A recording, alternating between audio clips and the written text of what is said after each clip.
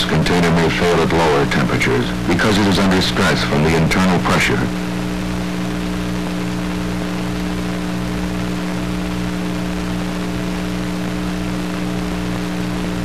Only the part of an LP gas container which is in contact with vapor can be heated enough to fail. The part in contact with liquid remains relatively cool, just as the aluminum saucepan in contact with boiling water remains at a safe, cool temperature.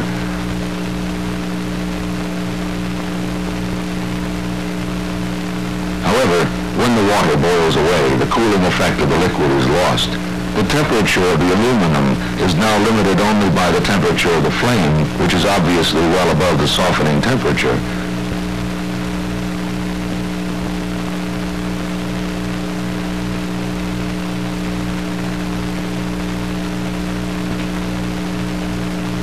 When an LP gas container fails from flame contact, a softened area forms.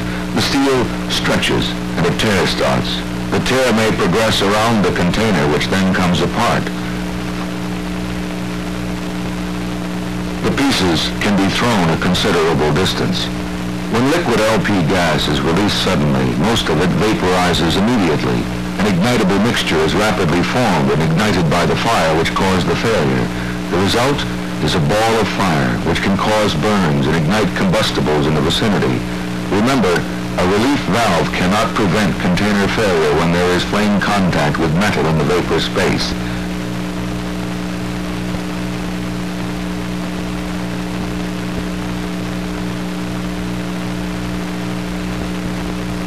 To prevent container failure from flame contact, apply water. If a film of water exists on the container shell, the steel temperature cannot exceed 212 degrees. This is a safe temperature.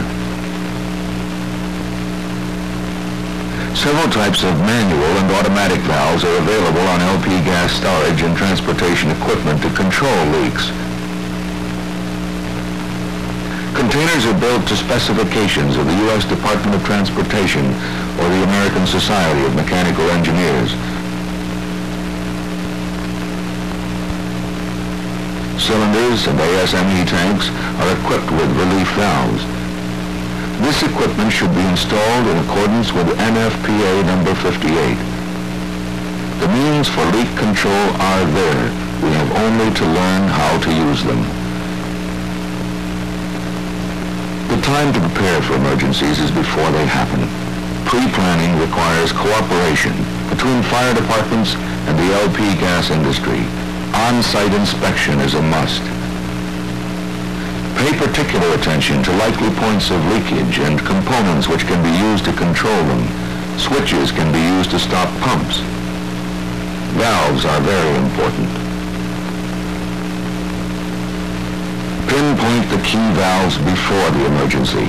The right one may be hard to find during the emergency. Size up water requirements. Get the names of all industry men who can help during an emergency.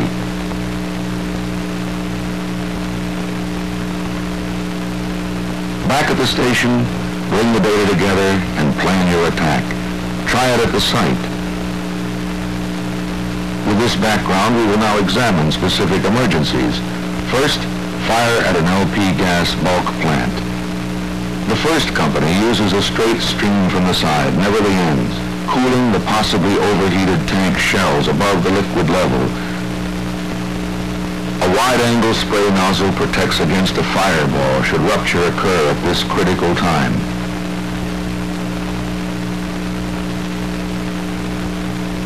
The second company directs a straight stream from the opposite side, concentrating on the tops of exposed tanks. Water is now being applied from all possible safe angles for maximum cooling effect. As additional manpower becomes available, another 2.5-inch line is laid from a separate source to serve as a backup line, and men are added to the 2 attack lines. The officer places his hands on the shoulders of the nozzle men to maintain control of each line. The attack lines are slowly advanced with the backup line slightly to the rear, alert to protect the men on the attack lines. Nozzle pressure is 80 pounds, and 4 men are needed to advance each line. The liquid propane fire is being fed at 20 gallons per minute. The objective is to close a valve to stop this leak. 1,700 gallons of propane are in the tank, most exposed to the fire. The other tank contains water. The approach is slow, and the men are inside of the lines for maximum spray protection.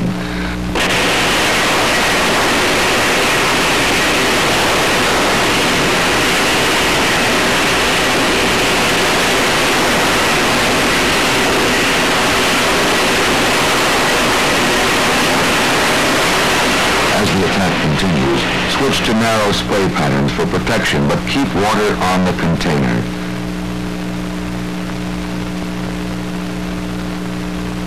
The officer directs the backup line to protect their left flank. The line on the opposite side has been shut down to prevent the force of their stream from driving the fire at the attack lines. For maximum protection close to the fire, the attack line nozzles are opened to a wide-angle spray. Slowly and carefully the lines are moved toward the valve.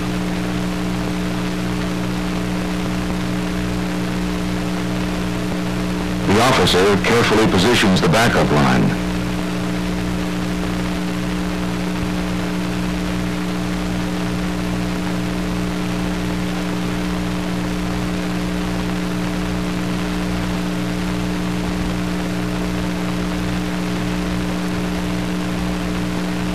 After carefully setting his overlapping spray patterns, he closes the valve to stop the flow of liquid propane.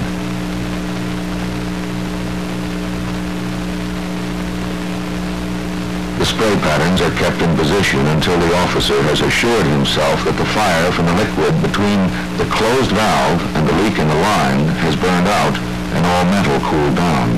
Full protective clothing should be worn when fighting this type of fire. A slow back-out is made to guard against any sudden unexpected release of propane. When out of the potentially hazardous area, the lines are shut down. Liquid is discharging from a broken connection on this tipped-over cylinder. Approach from upwind. Keep the cloud away from the building with narrow spray pattern. A man with a flammable gas detector enters the building. The cylinder valve is closed and the liquid leak stops. The container is righted so that any unseen or subsequent leakage will be vapor rather than liquid. Remember, 1 gallon of liquid is 270 gallons of vapor. Continue spray until you know that no vapor is entering the building.